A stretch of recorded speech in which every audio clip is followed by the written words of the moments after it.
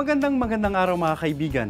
Magkapet pandasal muna po tayo. Ito po si Father Nono. Mga kaibigan, noong linggo po ay ipinagdiwang natin ang linggo ng Pentecostes.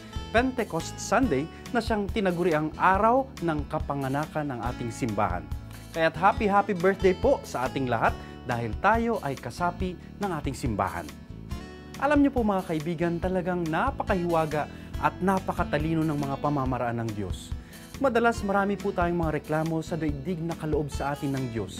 Bakit maraming naghihirap at maraming nagugutom? Bakit maraming digmaan?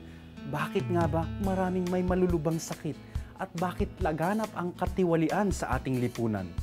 Napakarami nating mga problemang isinusumbong sa Diyos. Subalit isa at isa lang ang sagot ng Diyos.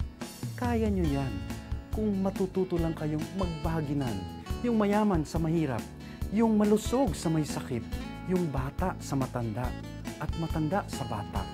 Kung matututo lang kayong magturingan bilang magkakapatid, bilang isang pamilya, bilang isang pamayanang nagmamahalan, walang suliranin ang hindi nyo kayang mabigyan ng lunas. Iisa lang nga ang sagot ng Diyos sa ating mga hinaing.